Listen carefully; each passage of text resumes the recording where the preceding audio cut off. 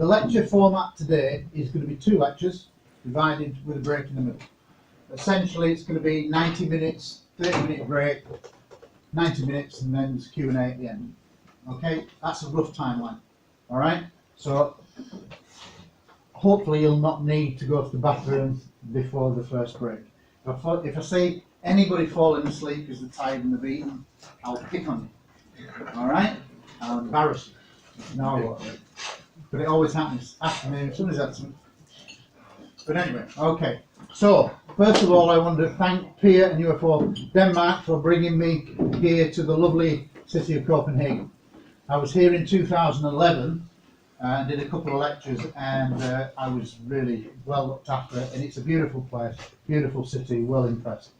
I've just come from Sweden, where I did a lecture in Stockholm, and that's also a beautiful but freezing city, as I found to my cost yesterday, walking for about 5.5 hours with icebergs all around me. But anyway, it's good. Okay, so the first lecture is going to be about the police database that I began in January 2002. It's about police officers in the United Kingdom. How many people are not aware of the PRUFOS police database and my work with police officers? Stick your hand up so I can see properly. So quite a few of you. Well, I'll put that into context. If people don't know my background, this is what it is. Between 1983 and 1989, I served in the Royal Air Force as a police officer. And for 3 of my 6 years, I worked on nuclear weapons bases, okay, and guarded tactical nuclear weapons. Now, that will become very relevant when we go in to talk about the Rendlesham Forest case, which, for those of you that aren't aware, is arguably the most famous case in the world now, even bigger than the likes of Roswell, which is a word, even if you might not know of the case, you'll have heard that word Roswell being mentioned. Arguably it's a better case, and I'll explain why. Okay, the first lecture will essentially talk about the database that I created in January 2002. I went public in January 2002. I had an idea. Now, because we've got a bit more time, I will be able to tell you about how all of this came together. And I think you'll find that it's quite interesting, because many researchers that I've spoken to have had strange coincidences in their lives that have led them on the path to becoming what they now do. Okay? Now, I'm not religious in any way, although I respect religious people. But I have never meditated, I've never had an abduction experience, but I now feel compelled to do what I'm doing with the launch of this magazine, which is not a plug for the magazine, although it is in a way, because, cut a long story short, after I served in the Air Force for 6 years, I then left the Royal Air Force to join the British Police as a police officer, and I served 24 years, just short of 24 years in the British Police. The last 19 years of which as what's called a Detective Constable. Now that's the guys at the sharp end who were dealing with your murders, manslaughters and rape. Yeah, serious stuff. I was the guy that interviewed people. Now in the police, I soon realised that I didn't like petty bureaucracy, and so I chose not to go higher. I also realised that if I went higher, the odds are that I'd be stuck behind a desk even more than what I would be as a detective constable. There's so much paperwork, all right? So what I found myself wanting to do in a natural kind of way is become an interviewer. And as a result, I then, as the police force developed and they began to realise that there was a need for specialist interviewers, not only for suspects, but also for witnesses, to try to elicit information from witnesses. So I then became an advanced interviewer of suspects and witnesses, two different techniques, okay? two different approaches, two different techniques to gather information. And for me, interviewing suspects was, as an advanced interview, that's for murder, manslaughter, rape. So I was the guy who would go in and interview these kind of people because they were fascinating people to interview, as you can imagine. All right. After 24 years in the British Police, I then felt a need to retire, which kind of seems strange. Retire early, I could have gone on for another 6 years. But by that stage, I had created this. In 2002, and it's really strange, I had a dream. And I'm not Martin Luther King. All right, I had a dream, and I don't normally remember my dreams, but I had a very vivid memory of waking up thinking I want to get involved in active research, and I'd got this idea, speak to police officers, put out a website and say, you're interested in collecting police UFO stories, come to me. That's the basic idea. And it applies to on-duty officers who have had an experience and off-duty. And you might be thinking, well, off-duty, what's the relevance of that? Well, the relevance of that is, if you're a police officer, you are trained in how to break down an incident, whatever it is.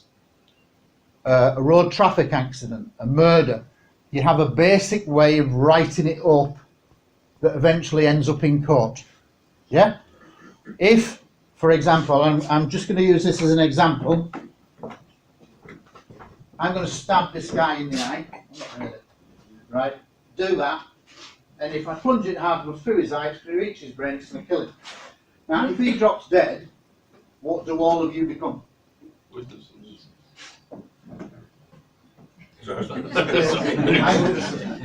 You'd all become witnesses. Alright? Now think about this. A lot of people do not understand how evidence works. And in reality, it's no different. The UFO sighting is no different from any other police experience incident. Why? Because if somebody now shouted, a UFO has crashed outside this building, what would we all, or most of us all, naturally do? Look out there. We'd rush to the window. Some of us, not all of us, some of us might be frightened. But some of us, most of us, would probably come to the window and try to see this crashed UFO. So what do we become then to a crashed UFO? What do we become if we all go look at it? Witnesses. Is there any difference? It's an incident. An incident can be a cat sat up on a tree and they call the fire brigade out to get the cat. That's an incident.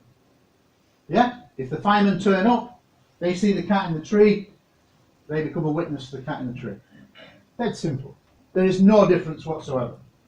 But this is a misnomer that people don't realise. Yeah? Evidence. And we'll talk about evidence in the first part of this lecture.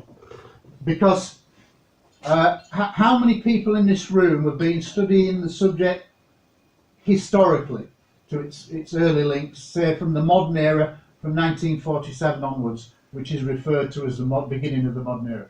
Okay, any others? 1, 2, 3, 4, 5, 6, 7, 8. Right, maybe half of you. All right, so you've got some knowledge, you'll have read books, etc., etc. How many people would consider themselves an armchair expert? We'll be careful with this one, because this is not good. I don't like armchair experts, because armchair experts never go to a meeting like this, but they think they know it all because they've been to a million websites and think they know it all. And in reality, most of the websites that you go to are, there's no evidence, they just repeat lies, distortions. It's not based on anything in reality. I watch Gary Heseltine films. That's fine. I knew he was going to be a problem. That's because I picked on it. Okay, so let's go into it now. So my background is that in 2002, I had this dream of creating a database. This is the only database in the world on police officers, in the world. There is a good Australian website that collects police stories, many of which are mine, but he gets them all around the country, and there's quite a good website that he's put a collection of them from all around the world. That's good. Don't have a problem with that. All right? But this was unique. I was still a serving police officer when I created this, and there aren't many police officers that stand up and say, I believe in UFOs publicly. It does happen, but not many. All right? So in a sense, I took a risk. And because we've got more time, I can give you some anecdotes. When I first came out with this idea, it was as a result of the fact that my force had what's called an intranet, just for its own members of the police force. There's lots of different police forces in England, 43 different geographical counties. So they've all got their own police force, and at the top of each one is a chief constable, where all things do, at that time, everything was done slightly different, one to one. Okay, but essentially, police officers did not usually ever mention being involved in UFO reports. So historically, there'd been one or two newspaper reports, because things would happen and the local police would find out. So there were some cases. And when I started the database, I had 6 cases, all historical from books, involving around 10 police officers.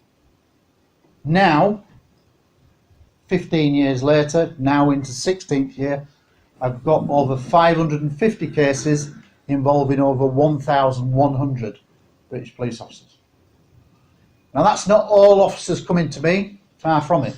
That's a collection of newspaper archive trolls, where you find in newspaper reports of police being called and their names are being given, police officers contacting me, referrals from other researchers, etc. It's a mixture of history and also police officers contacting me. But it's fascinating what you get. And since I was here in 2011, a lot has happened. I think in 2011, the cases were up to about 350 cases involving about 700 police officers. So in those 6 years, now into the 7th year, it's grown now to 550 and 1,100 police officers. Now I consider that a lot, don't you? All British, right? But there's no difference. I have no doubt that Denmark, and in fact every country, would have similar figures if the public attitude was different and the media attitude to being able to come forward and speak openly.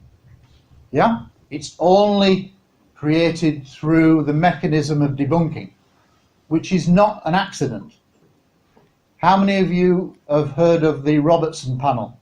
Stick your hand up in the air if you have. So that's 4, 5, 6, not many, 7. That's not many. For those of you who don't know all the history, and how many people in this room are born after 1953? Put your hands down, let's do it the other way. How many people are born prior to 1953? Okay, maybe 7 or 8. Okay? All those born after 1953 have been brought up in a world of official debunking of the subject. And you have to realise your history to this. And it stems from America. America historically controls the whole subject in the world. Even when there's sightings in Tehran, Iran, in 1976, the famous pilot case with Parvez Jafari, they end up putting in a DIA report, Defense Intelligence Report. Okay? Even in Brazil, in 1977, where the Amazon Indians were being attacked by UFOs, and I mean attacked, by beams of light hitting women, creating marks, burning marks onto them, often in triangular positions. That was real, and the army were called in. The Americans came in late on, and that wasn't discovered for many years, because the operation stopped with the Brazilian army after 4 months. It just stopped suddenly, and then years later it was confirmed that the Americans had essentially come in and taken over. So America historically has played a major role, and that probably stems from the Second World War, with Foo Fighters that was seen on all areas of conflict in the Pacific, in Europe. All sides saw what people describe as glowing balls of light, all right, that would follow aircraft, and the aircraft would think that this is a new secret weapon, and we would try to shake it off. So they would go into dives, they'd go into really tight turns, trying to shake off these glowing balls of light, and they could never shake them off. All right. Now at that time there was no remote. Nobody had remote facilities. We couldn't do that now. Even with the latest drones, we couldn't maneuver like the way they did. But what people don't realise, and this is a bit of history for you, is that in 1942 and again in 1944, two air crews, flying Lancaster bombers, which was a 4-engine bomber, one of the bigger bombers of the Second World War, didn't report seeing glowing balls of light. Do you know what they reported seeing? Huge, hundreds of feet in diameter metal discs. And those reports exist and are in the British archives. Okay? One was in 1942, described a 300-foot disc hovering next to their plane, pacing their plane. Okay? No engines, no superstructure, dwarfing this, what was considered the big bomber of the war. Okay? And then it took off after 5 minutes, no wake, no air turbulence, just gone. Flew alongside for 5 minutes. All the air crew come back, crew of 8, report it individually, all the statements tally. You never talk about this again. So undoubtedly during the Second World War, the Americans were already pulling strings and getting this information. Okay, and for those people who may be aware of James Doolittle, he was a famous American pilot. Yeah, he led the assault on Japan, the raid on that, you know, like the mission on Japan. Have you ever seen the film Pearl Harbor? The Hollywood film Pearl Harbor? At the end, Doolittle takes his team and does a surprise raid in retaliation on Japan. That was James Doolittle. He was heavily involved in Foo Fighter research. Okay, not many people realise that. All right, so the Americans are already got their paws into the subject. And then, of course, what happens historically, so this is a little history lesson, what happens historically, two events in 1947, which become what we would call the birth of the modern era of ufology. So this is the history. So in June, you have the Kenneth Arnold sighting. How many people have heard of the Kenneth Arnold sighting? A few. How many have not heard of the Kenneth Arnold sighting? Quite a lot, so I'll explain. Briefly, a civilian pilot flying over Washington State, he regularly flew this route, and there were mountains, and he knew the height of the mountains, and he knew the distance between the peaks. He'd flown it many, many times. He was a businessman. And on one occasion, he saw 9 objects that were kind of delta-shaped, not discs per se, delta-shaped, and they were moving like this, in a strange kind of fashion, in a row. And he timed them between the 2 peaks, because they seemed to be moving extremely fast. He'd never recognised any kind of military aircraft like that, and because he knew the distance, he timed it, and the timing worked out at 1,400 miles an hour in 1947. The top speed record at that time was about 650 miles an hour. So these were objects clearly doubling the speed of the current technology of the era. And that's the thing. He reported that. The press got hold of it, and at that time nobody had heard of UFOs really. The term UFO had never even been invented. And basically this is what led to the creation of the term flying saucers. The iconic, because he described to the press, well, how did they move? He says like a stone skipping over the water. And because he described them like as a saucer shape, it became a flying saucer skipping across the water. That's basically the origin of that phrase that then became world famous. Okay, now at that time this was new, and UFOs, as we would call them, flying saucers as they would call them in that era, was being seen all over America, but not just America. It was now more structured, multiple objects, often outpacing pilots in their top jets. Okay, so something was going on. And then 2 weeks later we have the seminal moment, which even though you might not know what Roswell is, you have probably heard the words somewhere in your background. There was like even a teenage children's, like high school drama, Roswell High, I think it was called. So it's become synonymous. And basically what that was is a report of a crashed UFO with bodies apparently recovered, possibly at least one alive, but a number of bodies recovered. And basically what happened was a rancher in New Mexico on his grazing land came across a huge pile of debris over about half a mile, and he didn't recognize the material. And basically he then took it to the nearest army air base, right? And he then said, I've got this. The army come out, they recover all the stuff, and then within a few hours the media are told in a press release from the military a crashed saucer has been recovered. And it goes out, a crashed saucer, a crashed disc has been recovered. A crashed disc, that's actually in the title. So they admit it within 6 hours. The next story is it's debunked. Yeah, it was a weather balloon, and that kind of story begins. Okay? But there is every good reason to think that maybe 700 to 800 people over the years have played a part in that Roswell story. I have no doubt that it's real and that we did crash, something crashed, and it was admitted that something crashed, and it was taken to Wright Field, which is a big base nearby. So you wouldn't do that with a weather balloon, but they've obviously tried to clamp it down, and we could talk about that for ages, but I'm not going to. But I'm going to set the scene for the sightings that I'm going to go through, because there are so many commonalities.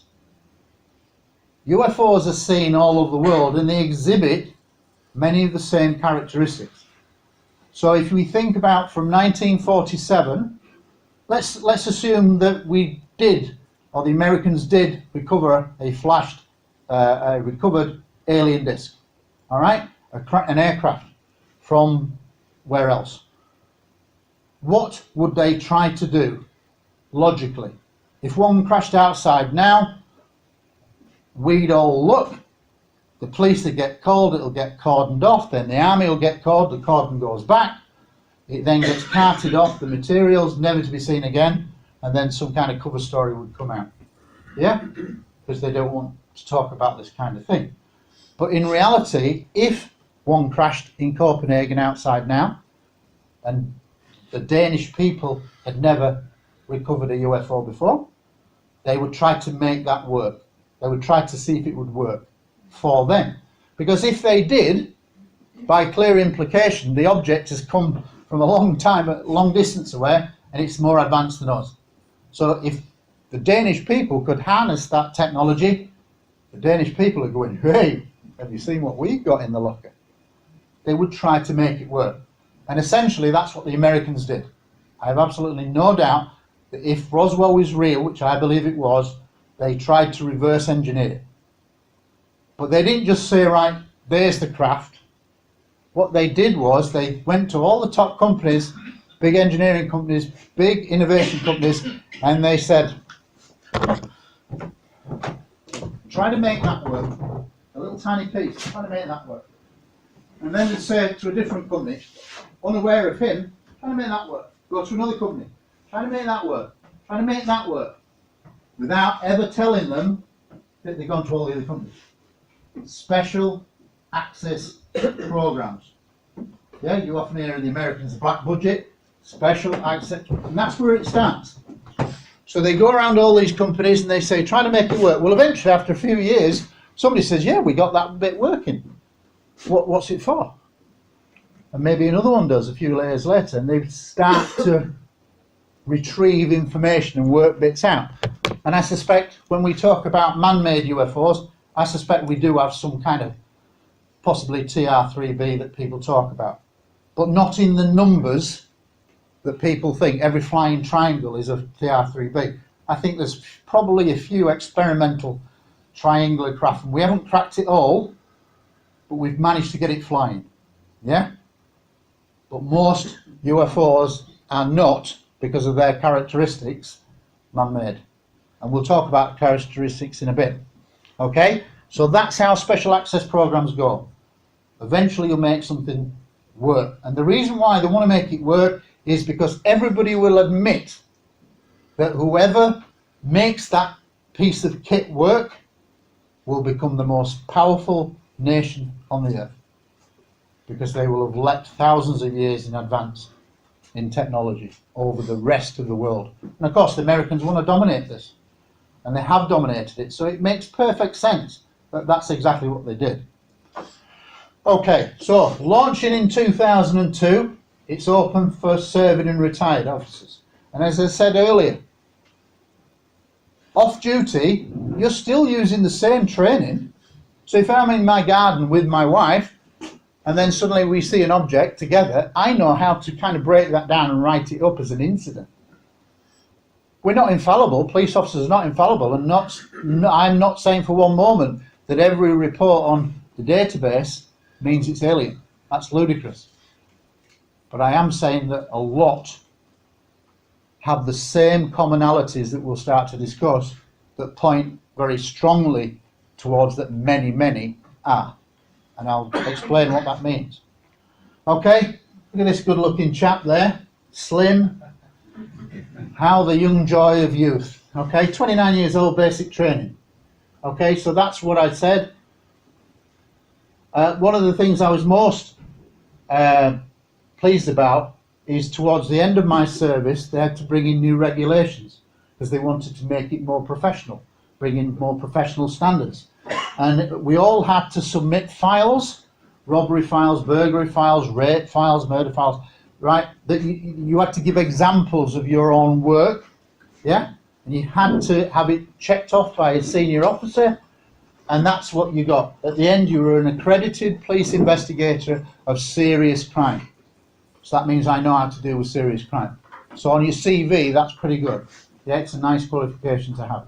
Yeah, and everybody who was a detective had to retrain, if necessary, to get up to that standard also around. Okay? Fortunately, I reached that standard. One of the things I'm most proud of is that I was involved in the London terrorist bombings incident. Okay? I was brought in as a specialist interviewer of first responders. Yes, so if you think about the London bombings, it was basically 3 trains underground and 1 bus, 50 odd people, 52 people killed plus the terrorists. Okay? And I was called in to interview survivors to try to gather as much intelligence from them so you can try to plot and identify suspects that may be still at large. Yeah? There may be other terrorists other than the ones that blew themselves up, kind of thing. So that was very interesting, and and that wasn't long after I qualified as an advanced interview, so that was really interesting. In a strange kind of way, if you're a police officer, when you go to a murder, it's actually very interesting.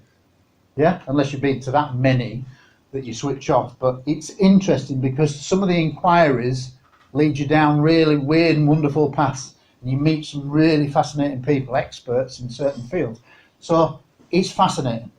Okay, part 1 we've done.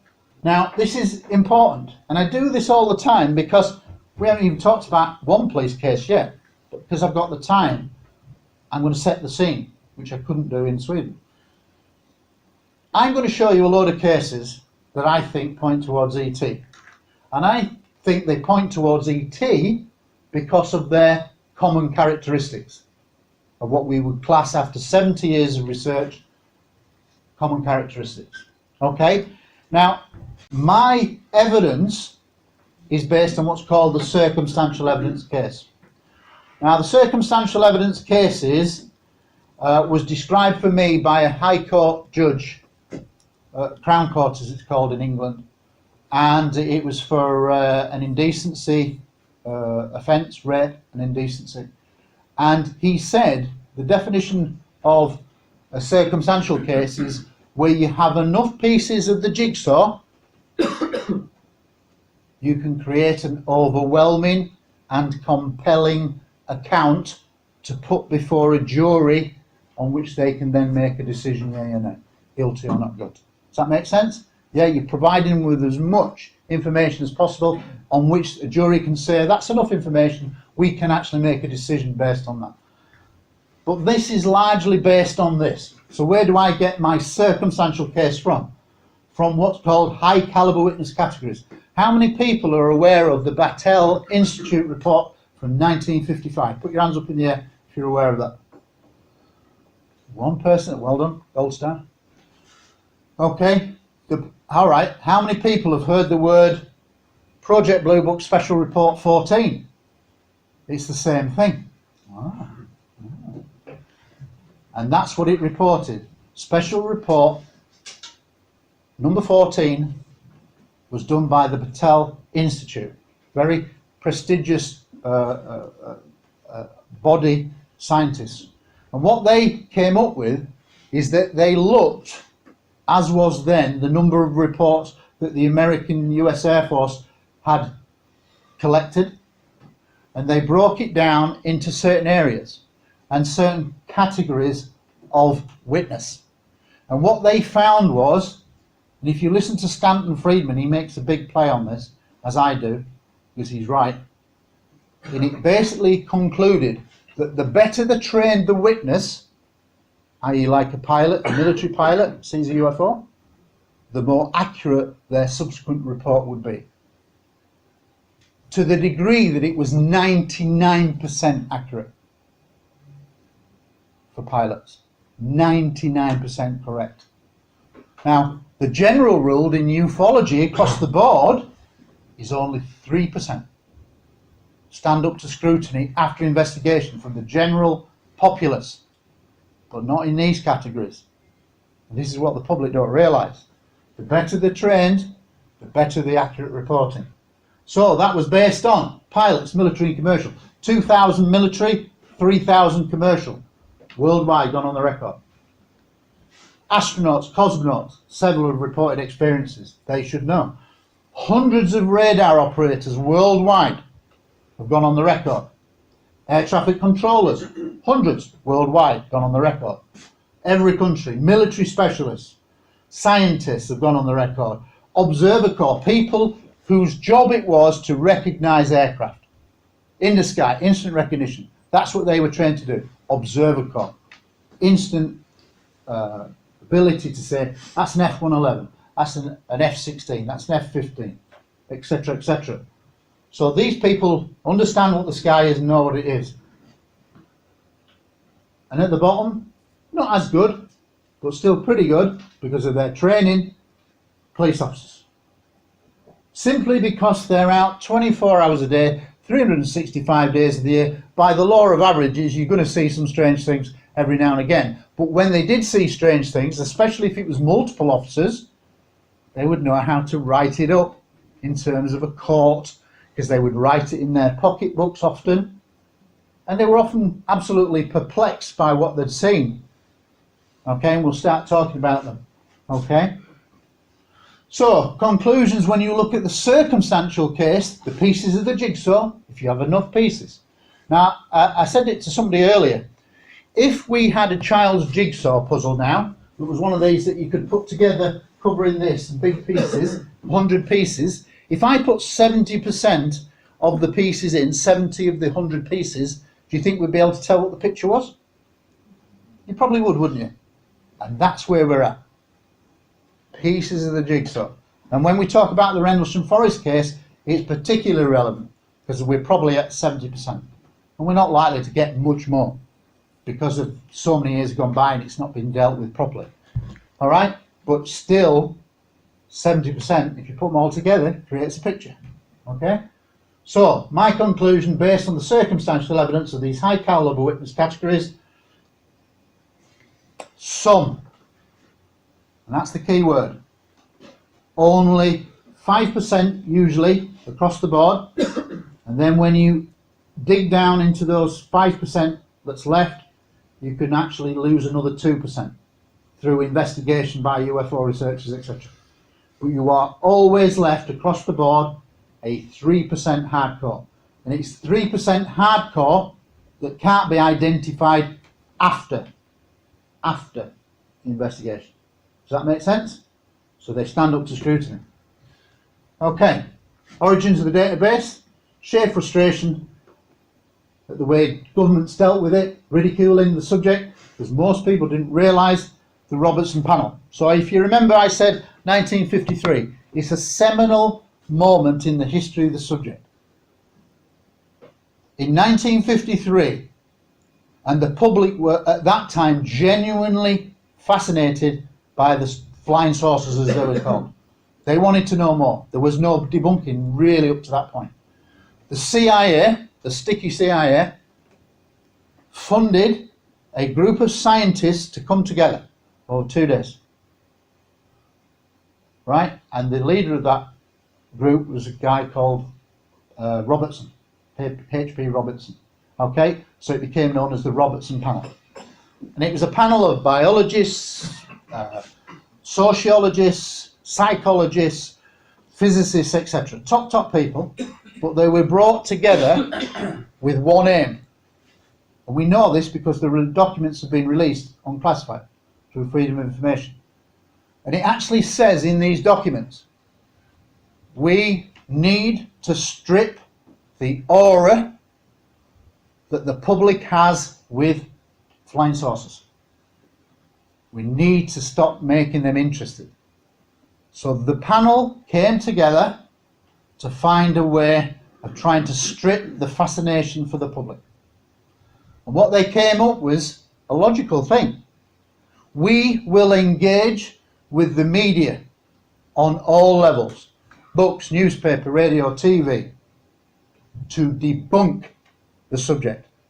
We'll call it balloons, we'll call it Venus, we'll call it anything, a sundog, atmospheric. And that's when the debunking really comes in earnest. And this is why you, I, Sweden are suffering in a world of debunking created entirely on purpose that most people don't even realise. So anybody born after 1953 has lived in a world of debunking. Does that make sense? And yet most people are totally oblivious. And yet everybody's heard the term flying saucers. Everybody's heard the term UFOs because it's part of our popular culture. And nowadays, with computer gaming, half of those are science fiction, alien related. So it's for the younger people, I think it would be far easier to accept now that there is contact going on. But they are still being brought up to believe that it's just a bit of fun. Yeah? And people, and the biggest thing that is so wrong, and people should go to prison for it, is that it created stigma. People were frightened to report what they had genuinely seen. Yeah? Because then they were attacked in the media. Attacked across the board, ridiculed. People have committed suicide for saying I saw a flying saucer. Even when it's pilots. Pilots have been grounded. They were threatened with $10,000 fines by the US authorities if they reported to the public and to the press that they'd seen a UFO. So pretty powerful reasons not to report. And you can understand anyone in those circumstances not wanting to come forward. Now when I talk to police officers to this day, if they are a serving police officer, they're still on duty, they've still got a career, 90% of them will say, I don't want to go public. I will give you the information, but you need to give me a pseudonym. And I say, that's fine, providing you prove to me who you say you are.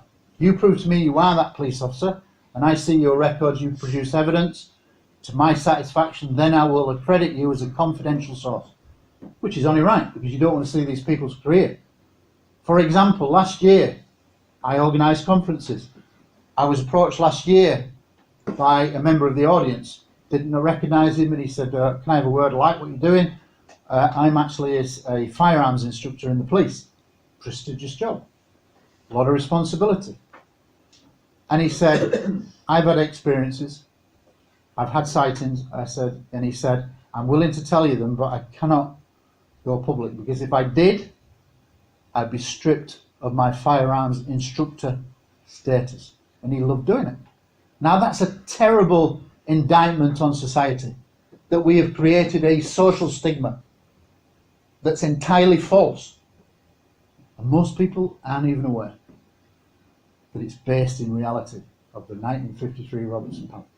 So all of us are affected by it. It's a seminal moment. Okay? So, when we look at cases that we'll start to rattle off in a second, look for commonalities. That's what I look for. Now, there are many different shapes, but the common ones, other than the simple bright white light, which is the most common, in terms of specific shape, disc, sphere, cigar, triangle. And people will go, oh, the cigars are just recent. No, they're not. They go back to the 60s, flying triangles. So again, it's not the TR3B then. Yeah? This is why people think, oh, that's just stealth. No. What does a stealth plane do? This is a stealth plane. It's great. It's radar indivisible, but it takes off on a runway. Takes off with an engine. Goes in the air. It's radar invisible. Then it goes, oh, I can land now. It's still a conventional high-tech plane. What genuine UFOs do are this. I always do the sound effects for this, so hopefully you like it. Instant acceleration, as fast as that. Instant acceleration, instant stop. Right angle turns. Forward and reverse, at speed. Straight up, vertical ascent. Straight down, vertical descent. Here I am, visible. Gone. Visible. Gone. And the last one, the 8th one, is generally, no matter what the size is, silence, even at close proximity. And I'll quote some cases of huge objects seen by police officers just above treetop, the size of 3 football fields. Huge triangle, just above treetops, rural area, no noise, no engines, etc., etc. What keeps it up in the air? So those characteristics. So I said to you, we'll look at cases, and that's what we're going to do now. Now I've given you a bit of a briefing as to what characteristics to look for. Now, hopefully, you can interpret the cases and see where I'm coming from when I select some of the cases. Now, we can't go through 550 cases because you'd all be asleep. So it's a selection. Okay? The oldest case on the database is 1901. What? 1901? Everybody's dead. Yes, everybody's dead. Why do I include it? Because of some common characteristics. And I know what you're thinking. Oh, we're talking about an early dirigible airship. Well, basically, the airships didn't really turn up until about 1910. Obviously, there may be 1 or 2 experimentals, but if you remember from your old history books, what did they have? They had a balloon on the top. What's that? That's the balloon on the top. And he had a little gondola underneath with a little propeller at the back going slow moving early flight machines. Now, these 2 guys were named in the article. They're named, yeah, Johnson and Clark. So this is why I report it, because they talk about they're walking around on their beats, and then suddenly they see this object that they describe as cigar shaped. Well, you could say that's dirigible, but no gondola underneath. But here's the fascinating thing: green glow. Now, it's hard to illuminate something in 1901. We just don't have the technology. Yeah, we're barely into electricity. So to cast a green glow leaves a question mark, but often related in UFO sightings. Lots of UFO sightings have green glows. No noise, no slow moving. This isn't slow moving. This leaves at speed. Green glow, cigar, leaves at speed. Low altitude. So low altitude, we should have heard the engine. Nothing. I think that's a fascinating case. We can never prove whether it is or it isn't. but it has enough of the common characteristics that suggest that it might be. And when if you look at the ancient alien concept, they could have probably been around for a long, long time. And it's how the media reported it at the time. You can only describe things within the framework of your existing language. Yeah?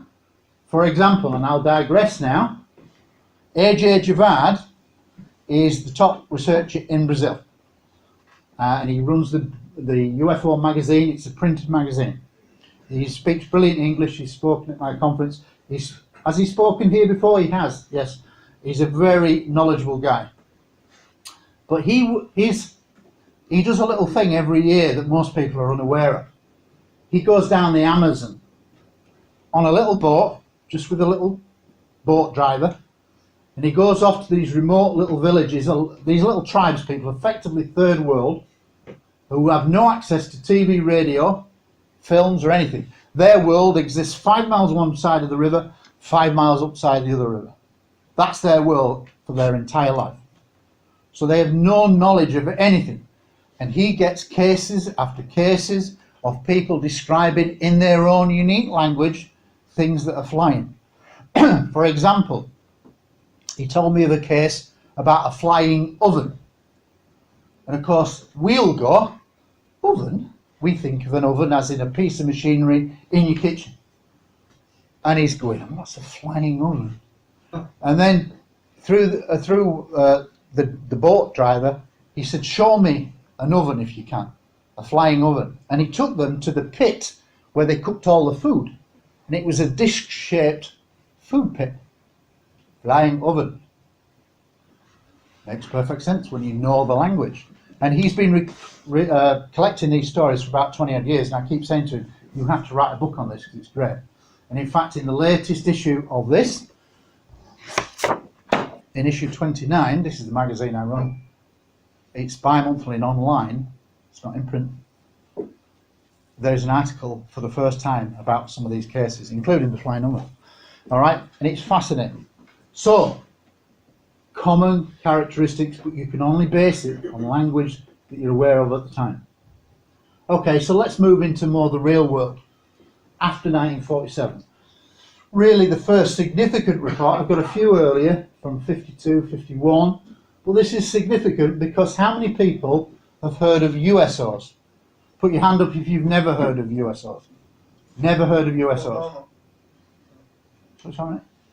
Right, some people, maybe 4 or 5, have never heard of UFO. Underwater submerged object. It's a UFO that moves underwater. But not only does it move underwater, it comes out of the water and into the water. So it's seen taking off, coming out of the water like a missile, and also going into the water with very little splash. They just seem to be able to slip under the water without really creating a big splash, and they sink and just kind of like cutting through a membrane. They seem to be able to do it without creating a major disturbance. Okay, so this is fascinating because it's 3 police officers. It's a newspaper report, but it's 3 police officers. It was reported officially, that's why it's on the database. And they say that in the Bristol Channel, which is an area of England, large body of water, they see an object. They don't know what it is, but they see an object emerge out of the water and go into the air. But here's the characteristic, there's no noise. Now, the only thing in 1957 that could emerge out of the air is realistically something like a Polaris intercontinental ballistic missile. You've seen in films, Russians, and when they launch missiles from the sea, there's a huge big plume of smoke and clouds, and off it goes into the air. Huge noisy thing. This was seen silently. 3 officers. That's what makes it interesting. It's clearly not a Polaris missile. But there really wasn't many other things that could do that underwater at that time. Most people don't even have a clue that UFOs are seen moving in and out of large bodies of water. And if we talk about the film The Abyss, when we talk in the second lecture about Rendlesham Forest, its links to nuclear weapons, I'll give you my take on The Abyss. All right, the Hollywood film The Abyss. Okay, this is a very famous case where the officer came to me not directly, through a friend. A friend of his, he's now retired, he's now dead now. This guy, Colin Perks, did 20 odd years in the police. And he's a single officer. But the reason why it's on the database, and you can have single officer cases if you've got good information that comes with it. He is walking around early hours, checking on buildings, see if they're not being broken into. He's just rattling some doors in a little town, okay? And he's in a car park and next to some buildings, and then suddenly he becomes aware of an object casting a green glow, as you do. And this object looked like this. A typical flying saucer, as we would call it now. 30 feet across and about 15 feet high. All right, and it's just hovering there, green glow, and it's hovering in silence. Obviously not an aeroplane, obviously not planet Venus, that low. And the interesting thing is, he watches it, he's shocked, he doesn't know what it is, and then suddenly goes, gone, blink of an eye. And this is how they move, blink of an eye, gone. It's not as we do with cars. What do? We accelerate slowly and build up, because we cannot go instant speed. They do, they go, gone. Right? So he's seen this, and what happened was, the person who contacted me was a friend of his in retirement, who said, are you aware of the Colin Perks case? And I said, yes, it's historical, I'm well aware of it. And he said, well, would you like to talk to him? I said, well, yes, of course. And he said, well, I'll put you in touch with him, here's his number. Now, this guy who contacted me turns out to be the first officer he reports it to when he goes back into the police station after the sighting. It's called evidence of first report. Yeah? If you've been raped, often there's somebody you would tell. Mother, girlfriend, friend, or whatever. You usually confide. If you're going to report it, you confide in somebody. It's called evidence of first report. Yeah? And so this guy said, I'm in the police station at the front desk. Now, in olden days, not modern big police stations now, every little town, every little village in the UK had its little police station. A police house where there'd be one or two officers that were based. They'd have a little front counter, a little desk. What do you want to report? Yeah? That's how it was then. And he said, I was behind the desk.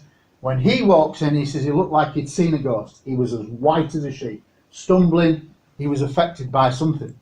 And eventually what came out was that he'd seen this green glowing disc. Now what they did was they dispatched 2 uniformed officers to go to the car park to see if they could see anything. Now when they got there, the object's long gone. However, and it's in their statements, and this is what makes it interesting forensically, they said the car park surface was covered in like a fibrous white material. Anybody heard of the term angel hair? Right? In some cases, white fibrous material that dissolves quickly, doesn't stay on the ground for long, and this is the sadness with this, but it's in their statements that it was there. It was like an inch layer of fibrous material over the car park. Very unusual. Unfortunately, because they didn't know what they're dealing with, they didn't recover anything as a sample. They had no clue. They didn't realise its relevance. So they go back to the police station and say, oh, we didn't say anything. Oh, but there was this strange stuff. So the sergeant says, we'll go get out and get a sample. All right then. So they have to go back, by which time, as with angel hair, it's dissolved, lost. But it's in their statements, both of them, that it was there. So that's a good forensic link that something strange happened. And then a few years later, I got kind of another bit of corroboration when a girl approached me. She was a girl at the time, and she lived behind the car park. And at the time of the incident, she was about 14 years old. And they were just returning the car back to their house. This may not be related at all, but it's a big coincidence. She says, I can't be certain of the date, but it was definitely in the year, in around that time. And we lived just behind the car park. And she said, as we pulled outside our house, we saw a green glowing disc over the rooftops. And my father said, get into the house now! because he was frightened for his daughter. It's a good way to trigger the memory. Yeah? Alarm. Now, it might not be related, it might be another year, but what it points to is that something very odd was seen in exactly the same vicinity. We can never prove now whether it was related or not, but it proves that something strange was going on in the locality of that car park. Yeah? So that's an interesting. This guy, he tells a great story. He approached me personally, and he never told his wife and his brother, family, for years and years, because the two officers that were involved were frightened to be ridiculed. That's him, Lester Senna. And basically what he was saying is that he was driving with a colleague in uniform on a rural country road that passed a small airport. You know, you get these little private airfields, just a fence on the outline, not a big place, and it was locked up at night. And as they're driving past it, suddenly the lights go out on the police car, the engine stops. Now when we get effects that are associated with UFOs, they are called EM effects, electromagnetic effects, EM effects. Something is affected by something, okay? And basically, now this is actually a photograph on the real location, but you won't see it probably with the lights on. But this is like a Photoshop of the size of the object in relation to the road, which is here. So as they're going that way, suddenly the lights go out, the engine goes out, and the object doesn't come in from the left or right or down, it goes hello, switches on like a light bulb, described as like a light bulb switching on. Don't come left, don't come right, it's just there. And it stays on for about 10 seconds in there. Gone, lights come on, engine starts. That is seen worldwide on a regular basis near UFOs. Cause and effect. Okay? So, a fascinating case. Now this was described as 300 foot wide. That's pretty big. At only 500 feet in a rural location without really many street lamps. So this is, you can't miss what you're looking at. You cannot make a mistake when it is that close. This is what I'm saying, you cannot get this wrong if you are multiple officer corroborating. One officer you could always say maybe he's tired, he's mistaken, but when you start to get multiple officers describing the same thing, then there is something there. The question, what you then have to work out is what it is. And then you go through a process of elimination. All right, so this wasn't one isolated case. In the southwest of England, for about 4 months of the year, flying crosses were seen, and I mean flying crosses, were seen regularly by members of the public, but also by some police officers. And it made the news when these two particular police officers saw this flying cross with an energy field around its centre. And they were very unusually filmed for what was called independent television news, which was one of the mainstream news channels. Okay, this is not little channels. There weren't many channels in England at that time. Basically the BBC and the ITV were the big mainstream. And they actually did an interview, which we'll show, or part of it, okay? These are the two officers, Roger Willie and Clifford Waycott. To this day, they don't know what they saw. But what happened about this case is they initially see the flying cross above treetops, about 400, they would say, yards in 1967. So 380 metres or something like that, away from them. Just above treetop. And then, as they're thinking, what the hell is that? The objects then starts moving away. So they're in a police car, they start a chase. And this chase lasts 14 miles along country roads up to speeds of 90 miles an hour, which is pretty good for a police car of those days. All right?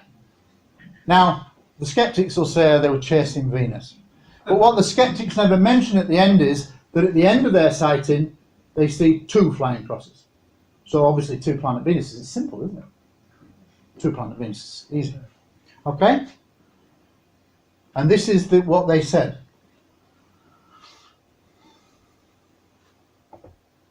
Nine with PC Roger Willie and PC Clifford Waycott. Based at Oakhampton were out on night duty patrolling the A3072, Hatherley to Holsworthy Road. This is unusual to see Precisely police officers. 1 minute past 4 o'clock this morning, they sighted an object 400 yards away from them and at treetop level. They reported immediately to Oakhampton Police Station, Officially where reported. further men were brought out. There was no question whatsoever that this was a figment of the imagination. It was definitely there. It was definitely either manned by some sort of being or remotely controlled. It was definitely being controlled to view our car. Or You had the feeling it was watching you. Definitely.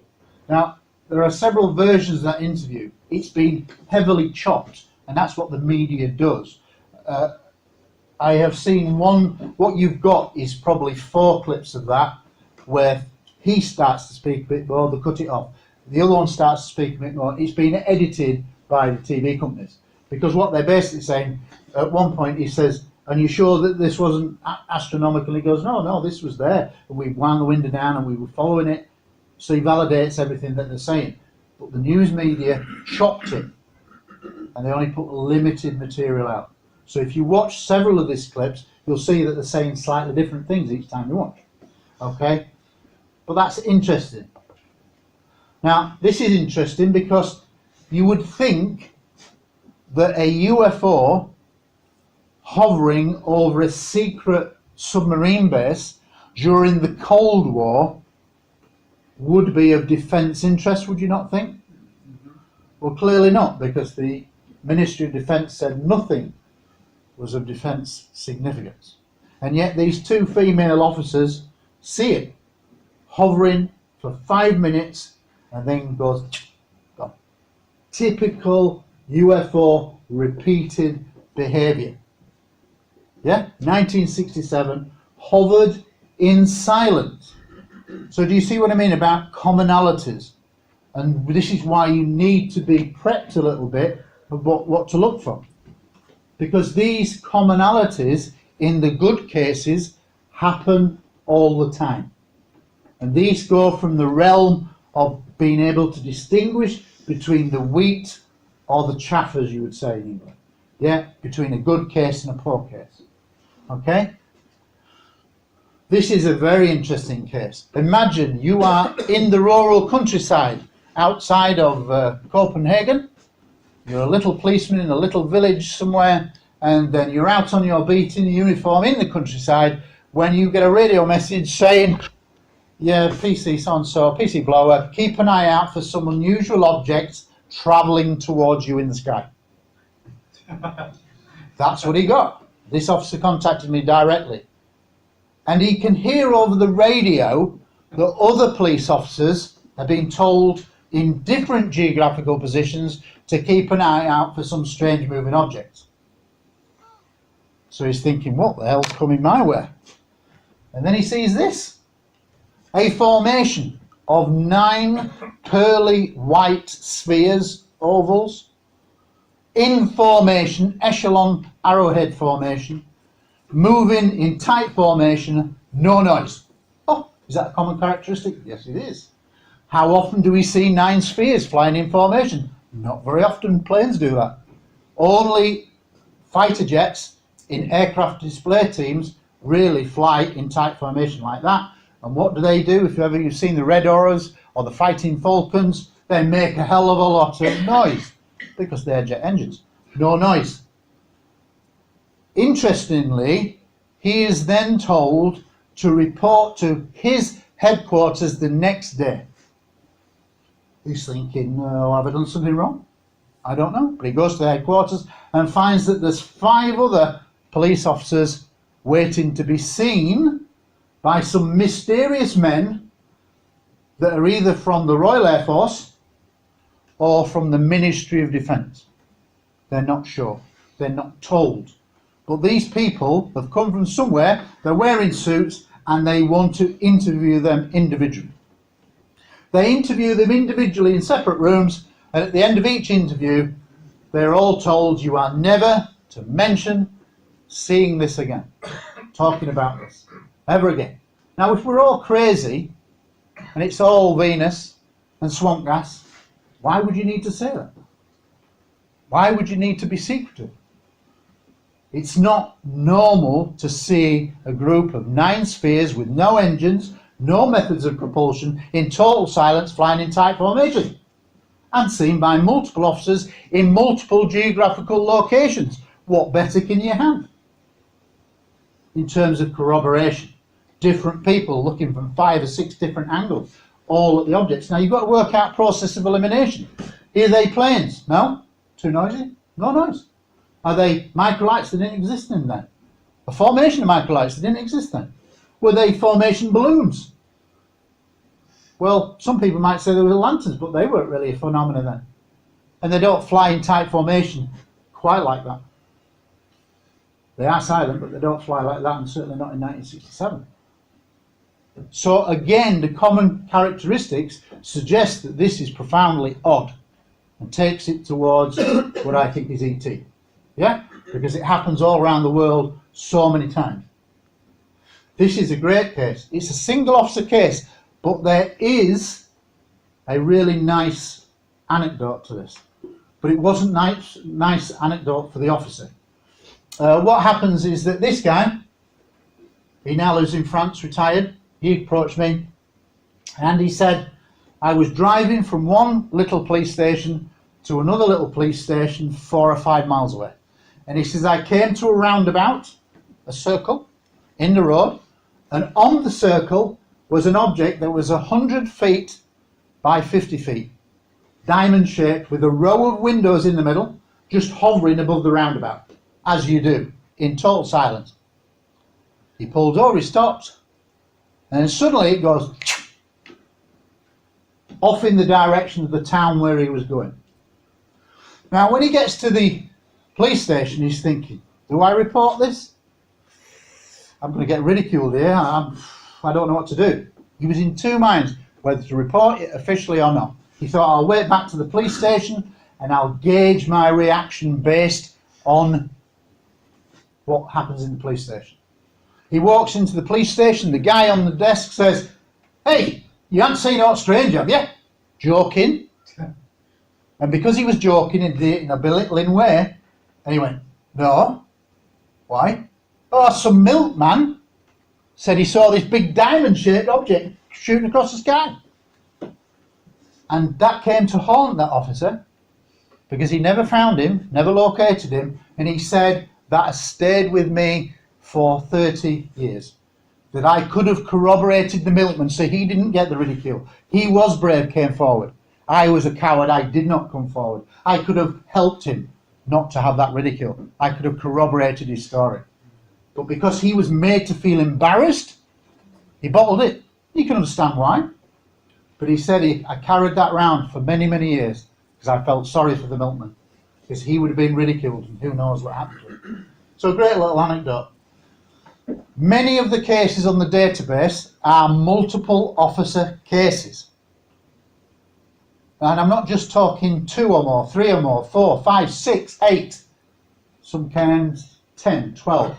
This case, 17 police officers from 6 geographical positions, all reporting seeing a kite-like object, making no noise and seen. Officially reported, seen at low altitude. Falls into a category of, we don't know what it is, no noise. 17 officers. Are they all wrong?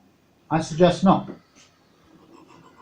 This is a very famous case. In 1978, the top guy, Police Sergeant Tony Dodd, he had this sighting and he saw, that's Tony Dodd, and he saw this, a structured craft 50 feet above his police car with a colleague called Alan Dale.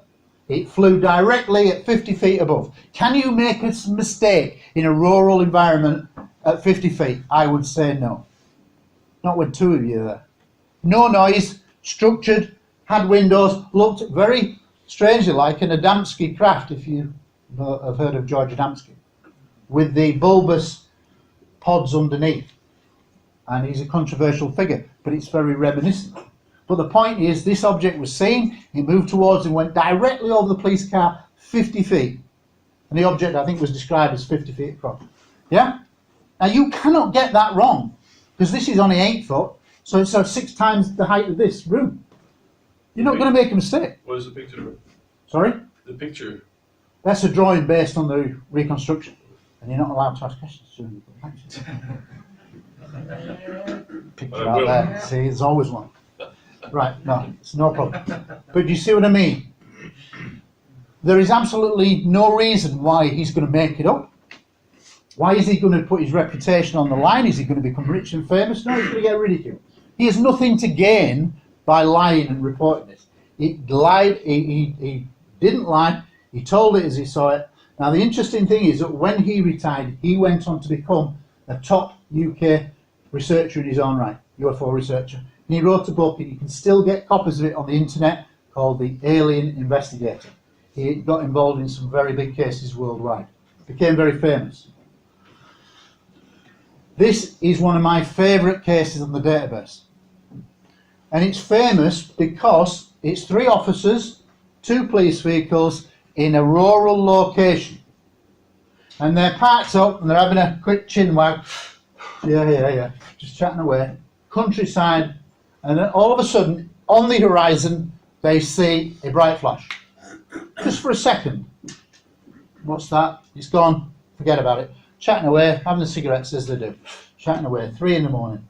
And then suddenly, one of our common characteristics comes to mind. It doesn't go left, it doesn't go right, it doesn't drop down in the sky, it just turns on like a light bulb, and a huge object they describe the size of a football field is hovering just a few hundred feet away from them and a few hundred feet in altitude. No noise, no methods of propulsion that they can see, it's just there, but it's moving. And it's sending a beam down, like scanning the width of the football field, like a beam scanning the terrain slowly. They watch it for several minutes. And the interesting thing with this is, smaller objects, about 6 of them, are flying around the large object, in total silence. Smaller objects, maybe the size of a car, are flying around. Separate 6 or 7 objects. Okay? And then, after a few minutes, don't go left, don't go right, don't go up, light bulb gone. Out of our visible spectrum. So they could be around us all the time in a cloaked manner, for want of a better phrase, cloaked. And this is the guy, Sergeant Eric Raymond. And when you ask him, he's not going to say this is aliens. He says, I don't know what it was. He says, but that's what happened. And that's what you often get with police officers. Yeah? They're just telling it how it is, but I don't know what it was. I'm just telling you that's what it looked like and that's what it did. Yeah? And that's good, because that's how a lot of people would normally react. And what's the common phrase that people say? I know what I saw. That's a phrase that comes up all the time. There's a documentary of the same title, I Know What I Saw. It comes up all the time. So that's a really good case. Alan Godfrey, from November 1980, it's Britain's first major abduction case, recognised abduction case. And funnily enough, when we talk about coincidences and synchronicities, he only lived 40 miles away from where I lived when I created the database. What's the odds of that? He could have been anywhere in the UK, but he was on my doorstep, so I got to know him. I researched his story on and off over 18 months, and if he's lying, he deserves an Oscar. So in my opinion, this is a great case, and it has all the hallmarks now of what we would associate with the abduction phenomenon. Being taken aboard a craft, being examined by creatures with medical equipment, and you're in a room of some kind laid down, devices are put on your legs, etc. But what happened with him, and we could talk a separate lecture for a couple of hours on this, so I'm just going to run through it, is that basically he, at the end of his night shift, was told to go out on patrol one more time just before you're going off duty. So he went out on his own, and as he was driving at 5 o'clock-ish in the morning, He goes round the corner and he sees what initially he thinks is a bus skidded across the road, but it's not a bus. It's a UFO. It's this. That's the officer, and he sees this. It's rotating. The bottom half is rotating anti-clockwise. The top half is like got darkened glass windows. You can't see anything. It's like dark glass, like you see on some cars. All right. And the centrifugal force in anti-clockwise is causing the November leaves and low branches, because it's wintertime, autumn, to gather in a circular pool. And it's hovering just 5 feet off the ground. And he said, if I'd have got out, I could have picked up a brick and threw it at it. He was only 30 meters from it. No noise, it's just hovering there, blocking the road. And he says, if I had a brick, I could have thrown it and it would have gone bang. That's how close it was. He goes for his radio, his personal radio, it's dead. Goes for his main set, which in those days was like a big telephone in the middle of the car, dead. He's got a sketch pad next door on his driver's seat, passenger seat, so he begins to draw this. And then guess what? The next thing, there's a time jump. So the last thing he remembers in his conscious memory is he's doing the sketch plan. And then the next minute, he's 100 meters further down the road, driving. Spins round, goes back, finds this circular patch of twigs. I shouldn't have done that across the camera for you, but there you go.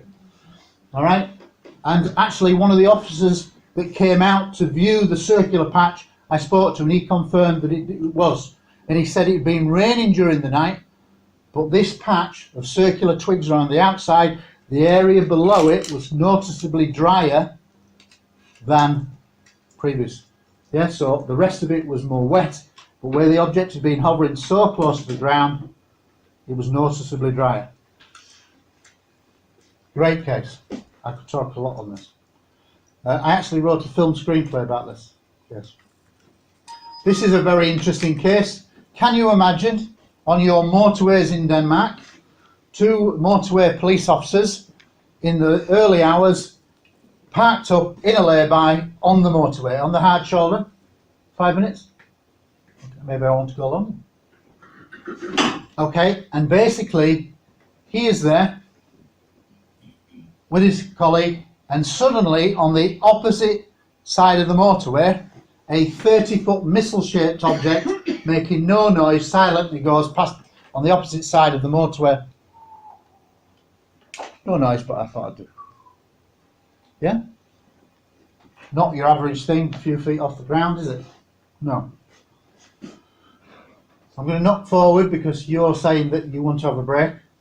This is the biggest case on the database. 24 officers in at least 8 different locations over 6 counties of Britain.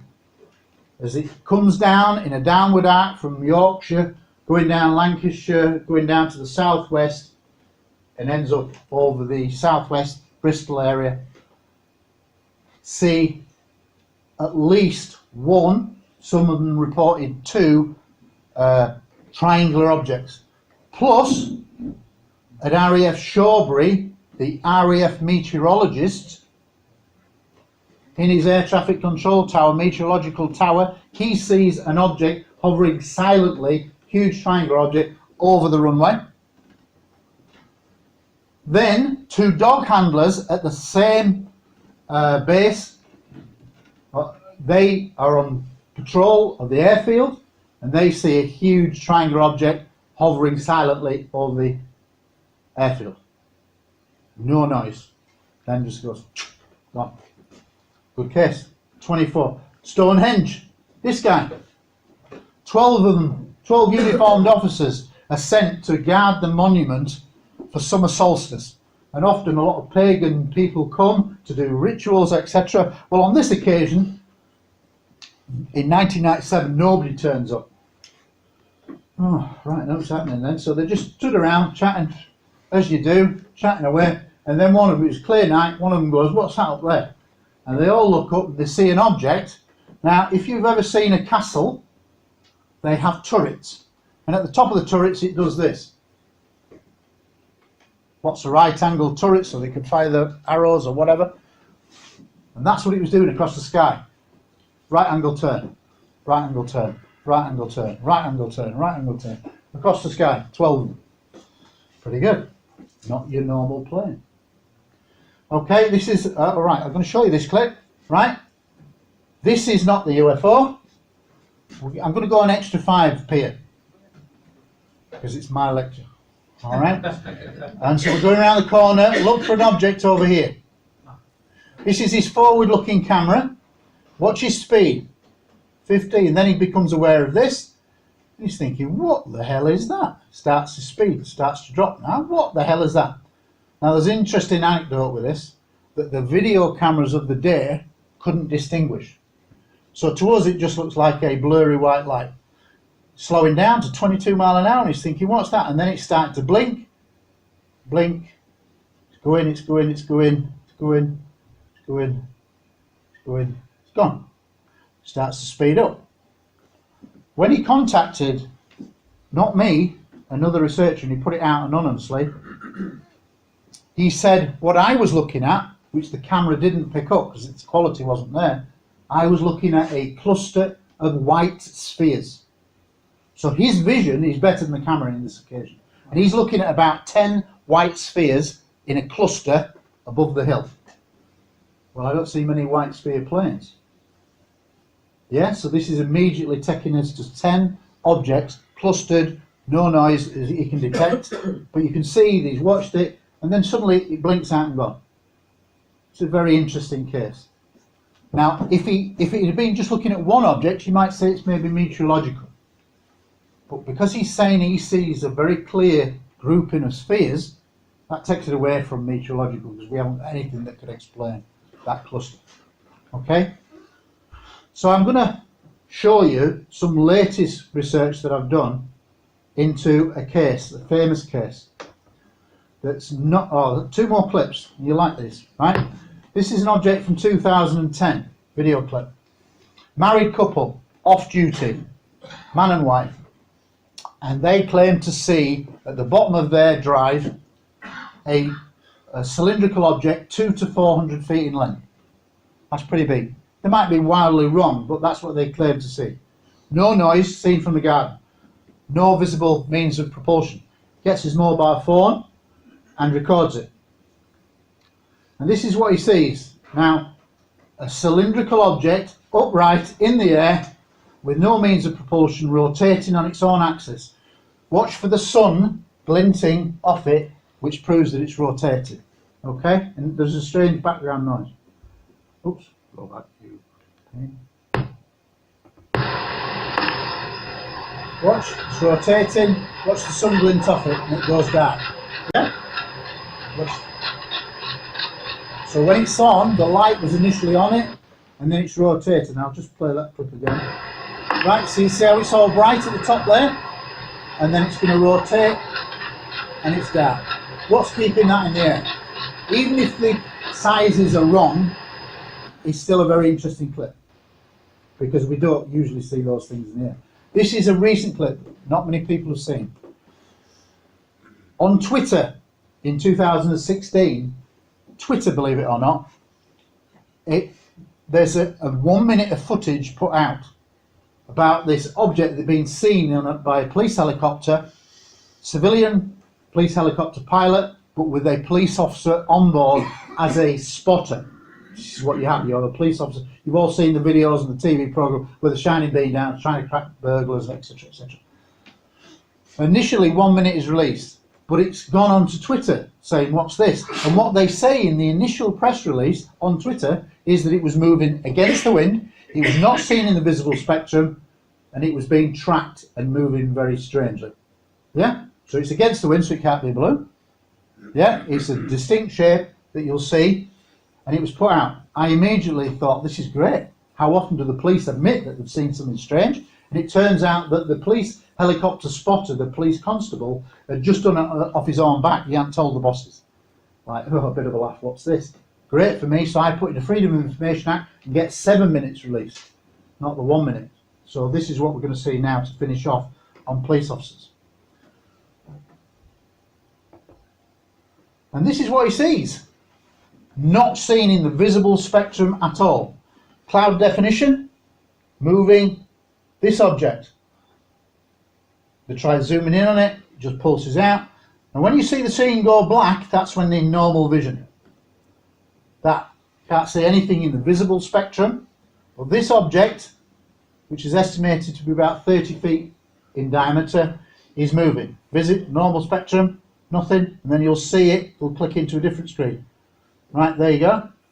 So this is FLIR, forward-looking infrared radar. If anybody who've got night vision, you will see UFOs with night vision. I do a lot of night vision footage, and if we have time, I might show you a fantastic clip of a light show by 3 UFOs that you have never seen unless you've seen Close Encounters. It's as good as that. All right? And basically, this is tracks for 7 minutes. There's no commentary. I dealt with police helicopter footage cases of burglars. Their audio is recorded all the time because it can be used in police evidence. So it's being recorded all the time as a matter of fact. In the Freedom of Information, it says, look, I was a former detective. I know that you've got audio to this. I'd like a copy of the audio. We have no audio on this at all. And I'm thinking, you liars. And they have been evasive. I've asked to speak to the officer. I've got his name. I've had to, in my capacity as magazine editor, I wanted to meet him. They won't allow me to meet with him. They won't say anything. We have no documentation about this at all, other than the 7-minute clip. And I'm saying that's a load of rubbish. So that's still ongoing. But essentially, that's a great case. Yeah? And there's actually been a few videos released. If you've seen the internet on YouTube, there's a police one. There's one from Chile, of a military plane with its forward-looking infrared radar. And how many people remember the Mexican sighting of the drug surveillance plane from 2004? Yeah, Mexican plane goes out looking for drug dealers. It's got its FLIR camera on, and suddenly it sees a cluster of objects in a line going across the sky. I think 12 objects. They tried to say that that was oil platforms reflected off the surface. Ridiculous. And if you notice and watch that video a few times, you'll notice that number 3 object separates into 2 on screen if you watch it long enough. It separates into 2, which is what UFOs can also do. They can separate and merge. Not something we can do. Seamlessly merge, seamlessly separate. So that in an oil platform, that's a very clever oil platform that can do that. Okay? The press are in on this, and we'll talk about this later. There is a campaign to cover it up, stemming from 53, but that's a fascinating case. Still ongoing with some research, but I'm probably not going to get much further for it. Okay, so that's the number of officers. Conclusions. 69. I don't like statistics because you can manipulate statistics to talk any language you want. And I saw that in a police crime bureau. They would manipulate certain offence figures because they had too many of this. They would manipulate it and say, oh, we ain't got as many of that, we'll call them that instead. There's not many of them. They just manipulate figures. Well, this is interesting. 69%, multiple police officers. They close at 4 o'clock down there. I know. All right. Okay. Oh, you've got 1 minute. 1 minute. Okay, I'm coming to the end now anyway. But 69%, multiple police officers, 2 or more. That makes it a lot harder for the skeptics to deal with when it's 2 or more to corroborate. I think I've only scratched the surface. I think because of the commonalities in many of these cases, and this is just a handful of cases, that probably a good 50% plus of the police cases very definitely point to an ET through the common characteristics. Thank you. Go get your lunch break for a little while. You'll find that the Reynolds and Forrest cases is more exciting.